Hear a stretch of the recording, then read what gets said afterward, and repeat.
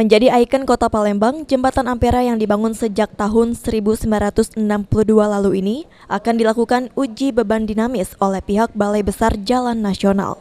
Dengan hal tersebut, jembatan yang telah berusia 56 tahun tersebut akan dilakukan penutupan selama 2 hari, yaitu pada hari Senin dan Selasa mendatang, mulai pukul 22.30 hingga 3.30.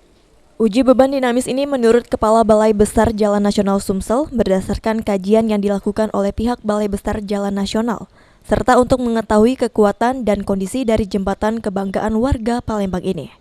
Dalam proses uji dinamis ini, anggaran yang digunakan dari APBN sebesar 2,9 miliar rupiah. Kapasitas sebenarnya itu berapa sih Ampera ini?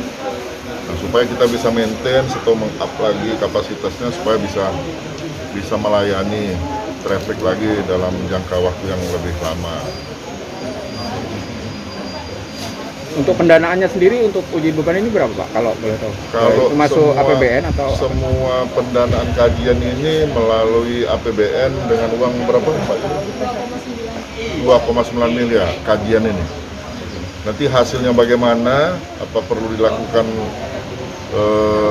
perbaikan dan lain-lain, ya kita lihat hasil ini nanti.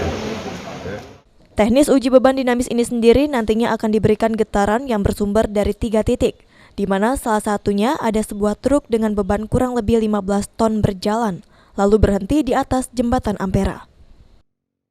Uji dinamik. Jadi uji dinamik itu kita kasih getaran, kemudian getaran itu kita ukur. Nah, sumber getarannya ada 3. Yang pertama itu adalah tadi, jadi roda truk kita naikkan di suatu balok, ya kira-kira tingginya 20 cm gitu ya. Kita naikkan, kemudian kita jatuhkan dan langsung direm.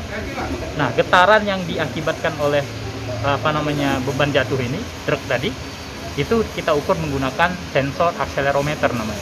Jadi dari sensor akselerometer kita ukur, nah nanti kita dapat percepatannya ya, data percepatan dari getaran tersebut. Nah, nanti dengan dilakukannya uji dinamis ini, maka arus lalu lintas menuju Seberang Ulu dan Ilir Palembang akan dialihkan ke pihak kepolisian. Firman Hidayat, PAL TV.